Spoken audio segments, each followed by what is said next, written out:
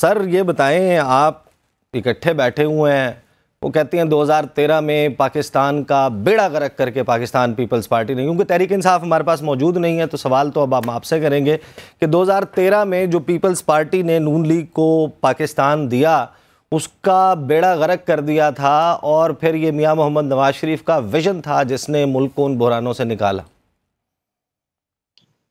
بسم اللہ الرحمن الرحیم۔ دیکھیے، جو انفارمیشن منسٹر صاحبہ نے جو کچھ کہا، پاکستان پیپلز پارٹی نے ہمیشہ اپنے اتحادی جماعتوں کے احترام اور کمرے کے اندر ایشوز کو ریزالو کرنے کے پر زور ہمیشہ دیتے ہیں، اور پیپلز پارٹی اتحادی جماعتوں کو قدر کے نگاہ سے بھی دیکھتے ہیں، تاکہ اتحادی جماعتیں مل کر اگر وہ حکومت کے اتحادی ہیں تو وہ کنسنسس کے ساتھ ملک اور اداروں کے مسائل کو حل کرتے ہیں۔ لیکن جب آپ نے جو سوال کیا، میں آپ کے سوال کو جواب دیتا ہوں کہ 2008 میں پاکستان پیپلز پارٹی کی جب حکومت آئی تو جناب آصف علی زرداری صاحب نے کنسنسس کا نعرہ لگا کر اس نے میاں صاحب کو دعوت دی، حکومت میں شمولیت کی، اور اس نے پیپلز پارٹی کے ساتھ حکومت بنائی۔ آج جو فینانس منسٹر ہے اسحاق ڈار صاحب نے پریس کانفرنس کر کے کہا کہ ملک ڈیفالٹ ہونے جا رہا ہے اور ریزرو نہیں ہے، لہٰذا ہم حکومت میں نہیں رہ سکتے ہیں۔ اور آپ نے بھی دیکھا اور پوری دنیا نے دیکھا کہ پاکستان پیپلز پارٹی نے 2008 سے 13 تک ایک جمہوری طریقے سے حکومت کی، جس میں نہ پولیٹیکل وکٹمائزیشن، نہ کوئی سیاسی قیدی، نہ کسی پر مقدمات، نہ کسی کو جیل میں ڈالا، اور پاکستان کی تاریخ میں سب سے زیادہ قانون سازی ہوئی، اور 2008 میں 20 کلو آٹے کی قیمت تھی 400 روپے۔ یہ میں ریکارڈ پہ کہنا چاہتا ہوں، ریکارڈ پہ لانا چاہتا ہوں، بے شک چیک کرنے۔ 2008 پہ 20 کلو آٹے کی قیمت تھی 400 روپے، اور 2013 میں natural disaster, man made disaster اور فلڈ کے بعد بھی 2013 میں ہم نے مسلم لیگ نون کو 20 کلو آٹے کی قیمت 400 روپے رکھ کے ان کو ہینڈ اوور کی حکومت۔ آپ یہ مجھے بتائیں کہ جب پیپلز پارٹی نے تاریخی قانون سازی کی، جب اس نے دہشت گردی کے باوجود جو پاکستان کی دنیا کی تاریخ میں سب سے بڑا جو آپریشن ہوا سوات میں، ٹی ڈی پیز کو ودن 32 ڈیز میں لاکھوں لوگوں کو باعزت طریقے سے ان کو اپنے گھروں میں منتقل کیا، ان کی چادر اور چاردیواری کی حفاظت کی، جن خواتین کی، جن میری بیٹیوں سے، میری ماؤں سے، میری بہنوں سے،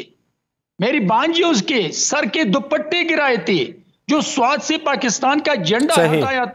لیکن سوات پہ پاکستان کا جھنڈا لگا کے ان غیرت مند میری ماؤں بہنوں کو باعزت طریقے سے اپنے سوات میں منتقل کیا۔ تو پاکستان پیپلز پارٹی نے 2008 سے 13 تک یہ کارنامے کیے ہیں، اور وہ بھی اپنے ملک کے لیے، اداروں کے لیے، اور پاکستان کی 22 کروڑ عوام کے لیے۔ تو میں آپ کو بتانا چاہتا ہوں کہ جب آپ کو صحیح تنگی صاحب، میں واپس آتا ہوں۔ یہ آپ کا موقف ہے آپ کی حکومت کے حوالے سے، آپ کی جو اس وقت اتحادی ہیں وہ آپ سے اگری نہیں کر رہے۔ یشفین جمال صاحبہ، مجھے یہ بتائیے گا کہ یہ لڑائی چل رہی تھی، اچانک سے شروع ہوئی تھی، جو کراچی میں میئر کے انتخابات ہیں اور جو آزاد کشمیر میں الیکشن تھا، اس کے بعد سے بیانات کا سلسلہ شروع ہوا۔ جب زرداری صاحب لاہور جا کر بیٹھے تھے، ان کو شاید وہاں پر سپیس وہ جو چاہتے تھے تو وہ نہیں مل سکی کہ پنجاب میں ان کو انٹری مل سکے۔ بیانات شروع ہوئے پیپلز پارٹی سے مسلم لیگ نواز کے خلاف، اور پھر اچانک بلاول بھٹو زرداری صاحب نے کہا کہ شہباز شریف سے زیادہ اچھا تو ورک ایتھک کسی کا ہے نہیں، اور اسحاق ڈار صاحب میرے انکل ہیں۔ پھر دبئی میں ملاقاتیں ہوئیں، اور ریسنٹلی اب یہ سٹیٹمنٹ آیا شازیہ مری صاحبہ کا کہ دبئی کی ملاقاتوں کا کوئی نتیجہ نہیں نکلا۔ تو آپ کو لگتا ہے کہ جو آج مریم اورنگزیب صاحبہ کی پریس کانفرنس ہے وہ دبئی کی ملاقاتوں کے بے نتیجہ ہونے کا نتیجہ ہے؟ اچھا عیسیٰ، آپ جو ہے نا وہ بہت ہی ویل روٹیڈ بڑے سینئر جرنلسٹ ہیں، آپ کے پاس اندر کی خبریں بھی بہت ہوتی ہیں، لیکن آج آپ شرارت کے موڈ میں بیٹھے ہوئے ہیں، جو آپ نے پوری تمہید باندھی ہے اور جس طریقے سے آپ نے بات کی، آج صحیح کہہ رہی ہے۔ मैं आपको जानती हूँ बहुत अरसे से। देखें, कोलिशन गवर्नमेंट्स, डिफरेंट पार्टीज का आपस में इत्तेहाद, हम क्यों ये भूल जाते हैं कि ये सियासत के अंदर मैरिज ऑफ कन्वीनियंस है। ये दो सियासी जमातें 10 हैं या 12 हैं, ये अगर साथ में एक दूसरे की बैठी हैं तो ये अपने किसी इंटरेस्ट के लिए बैठी हैं, ये हो सकता है मुल्क के किसी लार्जर इंटरेस्ट को कॉमनली आई कर रही हैं, उसके लिए बैठी हैं। और इसके अंदर एक बहुत बड़ी पॉसिबिलिटी है कि जब तक ये इत्तेहाद रहेगा, किसी भी लम्हे पे, किसी भी पॉइंट पे ऐसा मोमेंट आ सकता है कि इनका इत्तेहाद टूट सकता है, ये आपस में डिसएग्री करेंगे, इनके मैनिफेस्टोज अलग हैं, इनके मंशूर अलग हैं, इनके वो इन दोनों जमातों के केस में तो इनकी जो पावर पॉलिटिक्स का जो सेंटर है वो इलाके ही अलग है सबसे पहले तो, जहां पे ये तो आउटलुक ही फर्क है दो सियासी जमातों की। तो हम क्यों एक्सपेक्ट करते हैं कि ये सेम पेज पर होंगे? हम क्यों एक्सपेक्ट करते हैं कि जब हम ब्रॉडर लॉन्गर टर्म इश्यूज की बात करते हैं ये एक दूसरे पर तनकीद नहीं करेंगे? हम ये भी क्यों एक्सपेक्ट करते हैं कि इस वक्त भी जो गवर्नमेंट की फंक्शनिंग है, ये वर्किंग है, मैं तो बल्कि क्रेडिट देती हूँ 12 सियासी जमातें, 11-12 सियासी जमातें एक वक्त में हुकूमत में हो, एक साइड पर हो और कोई भी मेजर जो है वो स्कफल अभी तक सामने ना आया हो। तो ये तो मेरे हिसाब से तो बहुत बड़ा कारनामा है जो ये लोग कर रहे हैं, लेकिन आप बीच में से स्कफल तलाश कर रहे हैं। मैं इसलिए कह रही हूँ कि आप जो है वो आज, और जहां तक बात है मरियम औरंगजेब साहिबा की, देखें, she is the spokes person, technically spokes person of a party, information minister of a party, जिन्होंने, अगर हम ओवर द इयर्स उनकी पॉलिटिक्स से जितना चाहे डिसएग्री कर लें, मगर ये ऐसी एक सियासी जमात है जिसने बहरहाल इस मुल्क की तरक्की के अंदर अपना कोई ना कोई हिस्सा डाला है। हम उस पर डिबेट कर सकते हैं, लेकिन हम सिफर से मल्टीप्लाई नहीं कर सकते कि कुछ भी नहीं किया। यहाँ तो सियासी जमातें भी, अभी रिसेंटली एक जमात इक्तदार से होकर गई है, जो किया कराया कुछ नहीं, हर चीज जिसका आप नाम लें और जिसकी आप बात करें वो नेगेटिव में है, वो डाउनवर्ड ट्रेंड के ऊपर है, वो फिर भी बैठते हैं टीवी के ऊपर, इंटरनेशनल मीडिया के सामने क्रेडिट लेते हैं। अभी आपने कल परसों भी इंटरव्यू सुना होगा जहां पे वो कह रहे थे कि मेरे दौर में तो मीडिया के ऊपर कोई पाबंदी नहीं थी, कोई मसला नहीं था, हमारी अपनी कम्युनिटी के लोग हैं, आप भी जानते हैं, मैं भी जानती हूँ कि हमने क्या कुछ फेस किया और हमारे लोगों ने क्या कुछ फेस हमने किया। सवालात तो उठाए उसके ऊपर, नहीं, हम सबने सवालात उठाए उस पर।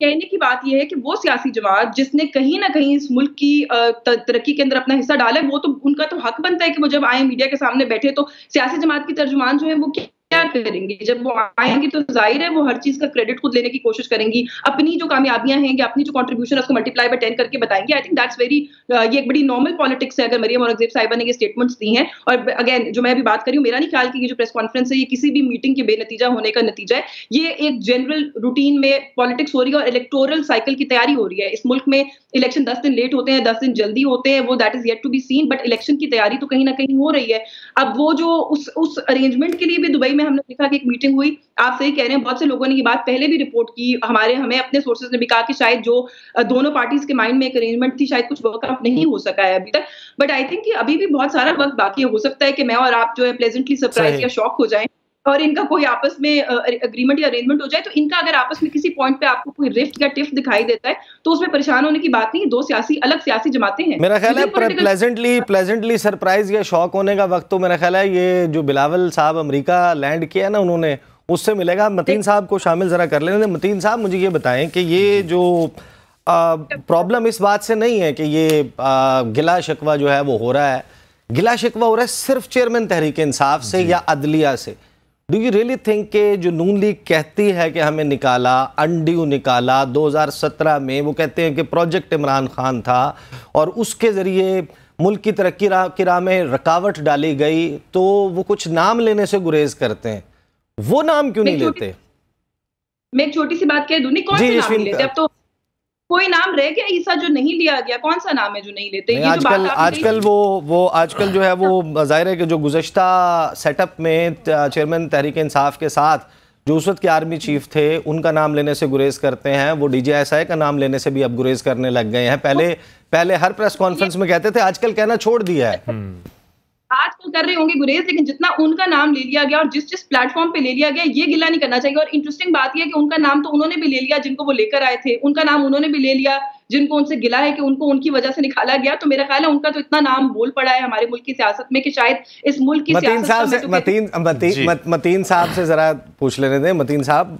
जी बिल्कुल, आपको लगता है कि नाम बड़े तसल्ली से जरूर लिए जा रहे हैं? नाम लिए जा रहे हैं, बिल्कुल यास्मीन ने भी सही कहा है कि नाम लिए जा रहे हैं, लेकिन उस तेज़ी के साथ नहीं जिस तरह पहले लिए जाते थे, और बहुत जिसे कहते हैं बड़े तो उसको एहतशाम के साथ नाम लिए जाते थे। अब थोड़ा सा नाम लेने में कमी होगी, लेकिन आपको क्विकली बताऊं कि ये बिल्कुल इस वक्त जुडिशरी और जो एक पार्टी के जो सरबराह हैं वो निशाने के ऊपर हैं, और ये कहा जा रहा है कि जुडिशरी उन्हें रिलीफ दे रही है। اس لیے آپ نے یہ دیکھا کہ توشہ خانہ میں بھی انہیں اسلام آباد ہائی کورٹ سے بہت بڑا ریلیف ملا. حالانکہ دبئی میں جو قونصل جنرل حسن افضل خان انہیں فوری طور پر دفتر خارجہ بلایا گیا تھا، اس لیے کہ سابق وہ جو دور حکومت ہے اس دوران وہ ڈائریکٹر جنرل پروٹوکول اور چیف آف پروٹوکول کی ذمہ داریاں سنبھالے ہوئے تھے، اور اس دوران وہ سابق وزیر اعظم کے بہت سارے دوروں اور جو سرکاری تحائف تھے اس کے وہ عینی شاہد تھے. یہ کورٹ سے بے شک ریلیف مل جائے ان کو، ایک سابق وزیر اعظم کو، لیکن توشہ خانہ کی تحقیقات چلیں گی. اور ہماری اطلاعات یہ ہیں کہ آئندہ آنے والے 2 ہفتے ایک سابق وزیر اعظم کے لیے پولیٹیکلی انتہائی اہم ہیں. اس پارٹی میں بھونچال ہے، کوئی بڑی کارروائی ہونے جا رہی ہے، چونکہ میاں نواز شریف صاحب نے کہہ دیا تھا کہ اگر وہ سپٹمبر میں پاکستان آئیں گے تو اس سے پہلے پاکستان سے سیاسی گند صاف کیا جائے. سیاسی گند کا اشارہ ان کی کس کی طرف ہے وہ آپ کو پتہ ہے. میاں نواز شریف اور اسٹیبلشمنٹ کے درمیان اس وقت انتہائی خوشگوار تعلقات ہیں، تو لہٰذا آئندہ آنے والے دنوں میں بڑی اہم تبدیلیاں آئیں گی. اور آپ نے دیکھا میاں صاحب کی تو متین صاحب وش لسٹ جو ہے، جو انہوں نے اپنی خواہشات کی فہرست فراہم کی، وہ بڑی طویل ہے. وہ ہمیں یہ بتایا گیا ہے، انہوں نے یہ کہا ہے، اور یہ میں کوئی وہ نہیں کہہ رہا کہ یہ کوئی آف دا ریکارڈ میٹنگز میں کہی گئی ہے بات، یہ آن دا ریکارڈ نون لیگ کی طرف سے کی گئی ہے کہ ریڈ کارپٹ بچھایا جائے. سربراہان جو ہیں اس وقت حاضر سروس اداروں میں جو سربراہان بیٹھے ہیں وہ لندن جا کر ان سے ریکویسٹ کریں کہ خدا کے لیے میاں صاحب پاکستان آ جائیں. وہ لیگل پروسیس جو ہے وہ نہیں، اس کو اوائڈ کرنا چاہتے ہیں. وہ یہ چاہتے ہیں کہ جو سابق لوگ ہیں اداروں کے وہ پریس کانفرنسز کریں اور کہیں کہ ہم سے یہ غلطی ہوئی تھی، اس کا اعتراف کریں، اور پھر میاں صاحب آئیں گے. Do you think کہ یہ مطالبات مانے جائیں گے؟ جی بالکل. پہلے تو آپ نے یہ کہا کہ بڑی طویل لسٹ ہے، اس کی میں بھی توثیق کرتا ہوں کہ مطالبات کی لسٹ تو بہت طویل ہے، لیکن جس طریقے سے یہ کہا جا رہا ہے کہ جو ہے یہ پریس کانفرنسز کی جائیں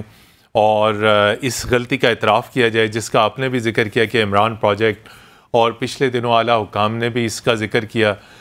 کہ عمران پروجیکٹ انہی کا پروجیکٹ تھا اور وہ اس پروجیکٹ کی جو ہے وہ قیمت ادا کر رہے ہیں.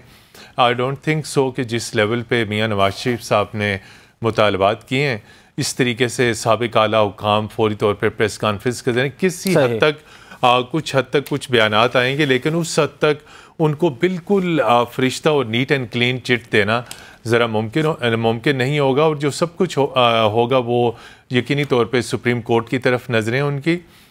لیکن سپریم کورٹ میں جو تبدیلی آئے گی سپٹمبر میں، اس تبدیلی کے نتیجے میں ہی میاں نواز شریف صاحب کو کوئی ریلیف مل سکتی ہے.